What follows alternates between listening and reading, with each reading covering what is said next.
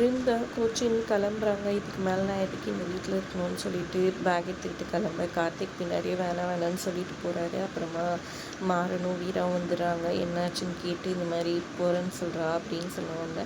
எதுக்குடி போகிறேன்னு சொல்கிறேன், போடி பார்த்துக்கலாம், வீட்டுக்குள்ளே போடி ஃபஸ்ட்டு பார்த்துக்கலாம், சரி பண்ணிடலாம் அப்படின்னு சொல்கிறாங்க.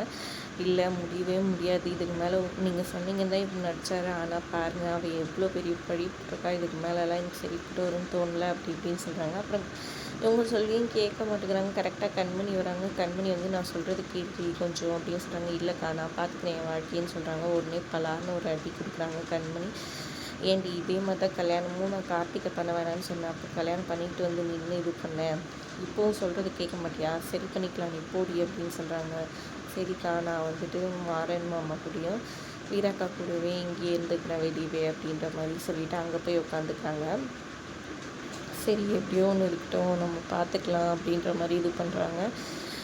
எப்படியாவது கொஞ்ச நாளில் சரி பண்ணிட்டுருந்தோம் அப்படின்ற மாதிரி யோசிக்கிறாங்க. இன்னொரு பக்கம் எங்கே பார்த்திங்கன்னா டீயெல்லாம் கொண்டு வந்து கொடுக்குறாங்க பிருந்தாக்கு.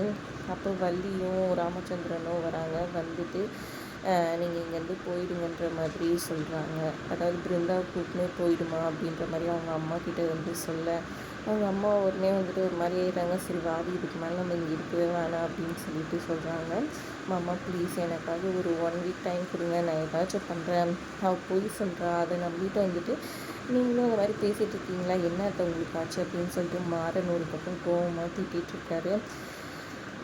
அவள் போய் சொல்லி ஏமாற்றிட்டுருக்கா, அவங்க அம்மா இல்லவே இல்லைன்னு சொன்னால், இப்போ வந்துட்டு புதுசாக ஒரு நாடகத்தை போட்டிருக்காங்க, நீங்களும் அதை நம்புறீங்களா அப்படின்ற மாதிரி கேட்டுருக்காங்க. ப்ளீஸ் மாமா கொஞ்ச நாள் வெயிட் பண்ணுங்க சொல்கிறாங்க. டாக்டர் சொன்னது அப்போ பொய்யா, டாக்டர் தானே சொன்னாங்க அந்த பொண்ணு இதுவாக இருக்குதுன்னு சொல்லிட்டு, ஏன் அந்த டாக்டர் பொய் சொல்லியிருக்காரு, அந்த டாக்டர் நம்மளுக்கு தெரிஞ்சவருமா ரொம்ப வருஷமாக பார்த்துட்ருக்காரு அப்படின்ற மாதிரி சொல்கிறாங்க. ப்ளீஸ் கொஞ்சம் டைம் கொடுங்க அப்படின்னு சொல்கிறாங்க. அதுக்கப்புறம் ப்ளீஸ் அவள் இங்கேயே இருக்கட்டும் அப்படின்னோடனே சரி ஓகே இந்த மாதிரி போயிடுறாங்க. நைட்டு பிருந்தா கிணத்துக்கிட்ட உட்காந்து அழுதுட்டு இருக்காங்க. அப்போ ராமச்சந்திரன் வந்துட்டு மாமா எனக்கு பயமாக இருக்குது, என் வாழ்க்கை இப்படியே ஆகிடுமா அப்படின்னு சொல்லிட்டு ஃபீல் பண்ணாங்க. பாருமா நீ எதுக்கு யோசிக்காத, பார்த்துக்கலாம், கண்டிப்பாக காலம் பதில் சொல்லும், நீ எதை பற்றி யோசிக்காதுன்னு சொல்லிட்டாங்க. இதை வந்துட்டு விஜய் அவங்க அம்மாவும் பார்க்குறாங்க. இன்னும் இவன் மேலே சாப்பிட்டான்னு இருக்க தான் செய்யுது, நம்ம எப்படியாவது இன்னும் கொஞ்சம் இது பண்ணி இந்த வீட்டில் ஸ்ட்ராங்காக உட்காந்தா தாண்டி இவனுக்கு வழி அப்படின்ற மாதிரி அவங்க அம்மா சொல்லிடுறாங்க. உடனே வந்துட்டு விஜய் வந்துட்டு ராமச்சந்திரன் அந்த பக்கமாக போகும்போது அவங்க அம்மாக்கிட்டே இங்கே பாருங்கம்மா, என் வயிற்றில் உள்ள குழந்தை வந்துட்டு பையனாக பிறந்துச்சுன்னா ராமச்சந்திரன் எங்கள் மாமா பேரை தான் வைப்பேன், அப்படி இல்லைன்னா காவேரின்னு எங்கள் அத்தை பேரை வைப்பேன்னு சொல்கிறாங்க. நல்ல பேர் டி, ராசியான பேர் நீ வச்சுடு அப்படின்ற மாதிரி சொல்கிறாங்க. என் பிள்ளைலாமல் எனக்கு ஆகாது, அவன் வந்து என் வாழ்க்கைக்கு வந்துட்டு நல்லது செய்யணும் அப்படி இப்படின்னு சொல்லி சீனை போட்டுருக்காங்க. ராமச்சந்திரனுக்கு என்ன பண்ணுறதுன்னு புரியாமல் அப்படியே முழிச்சிட்ருக்கிறாரு. அங்கிட்டு போகிறாரு. இவருக்கு நியாய தர்மம் பேசுகிறதுனால நம்ம தப்பிச்சிட்ருக்கோம், இல்லை மாற மாதிரி இருந்தால் அவ்வளோதான், நம்மளும் வந்துட்டு நட்டுக்கிட்டு விட்டு வெளியே போயிருக்கோங்கிற மாதிரி விஜய் சொல்லிட்டு இருக்காங்க.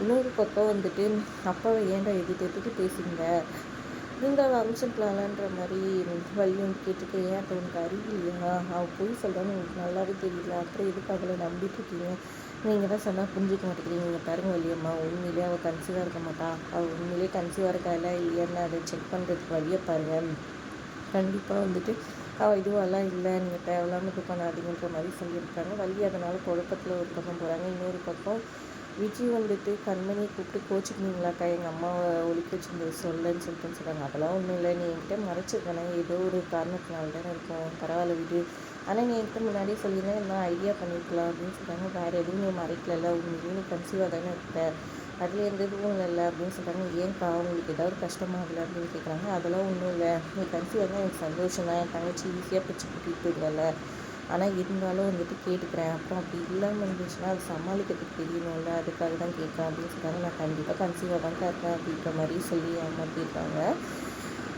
இப்படியே போயிட்டுருக்குது. ஒரு பக்கம் விஜய் அதிரடி பிளான்ஸ் எல்லாம் கொண்டு வந்துட்டுருக்காங்க. வீரா மாறணும், அதுக்கடுத்து எப்படி வந்துட்டு பிருந்தாவையும் கார்த்திக்கும் சேர்த்து வைக்க போகிறாங்கன்றத பொறுத்து பார்க்கலாம். வீடியோ பிடிச்சிருந்தா லைக் பண்ணிக்கோங்க. தேங்க்ஸ் ஃபார் வாட்சிங்.